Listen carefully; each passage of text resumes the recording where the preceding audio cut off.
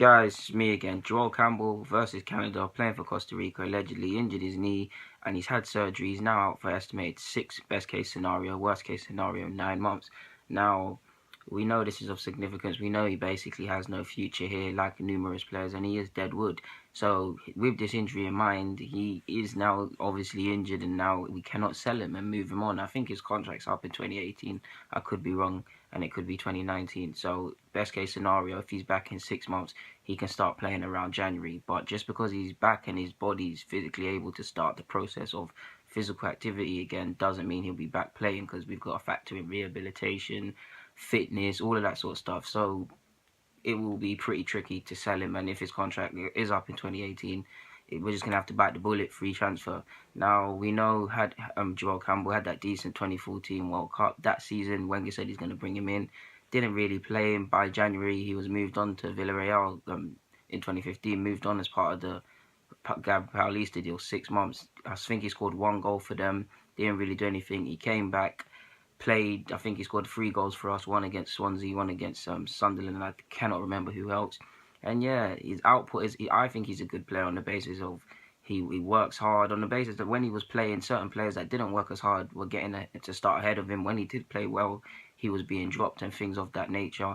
Wenger really says he likes him, but when he says things like, oh, he's a victim of having too much space and he wants to give him a game, but there's too many players, that's similar to what he's saying right now about Perez. That just lets you know he doesn't rate him. To be honest, I can't blame Wenger, because I think he's hardworking, and on the basis that firstly, on the basis that you work hard, you earn your shirt, and that's what fans wanted to see. He deserved his spot, but I can agree with Wenger, the productivity levels is just not good enough from Joel Campbell. He's got 25 goals. I think his best season was in Greece for Olympiacos. I think he scored 7 or 8 goals.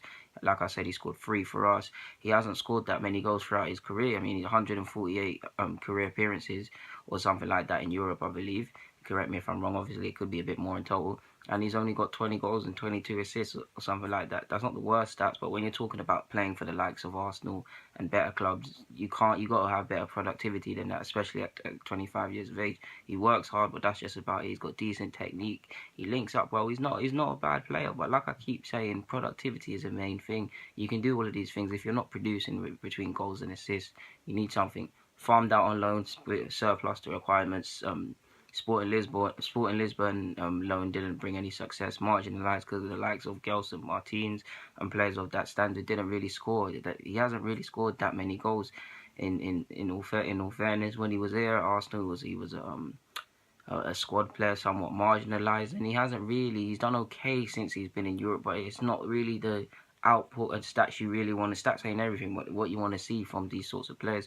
So I can understand why he was moved on. This season that he did get a chance, like I said in the beginning, it was frustrating because he did deserve to keep his spot, and like you've seen with Perez, when Perez plays well, he gets benched. Of course, Perez is a better player than Joel Campbell, but you get where I'm going.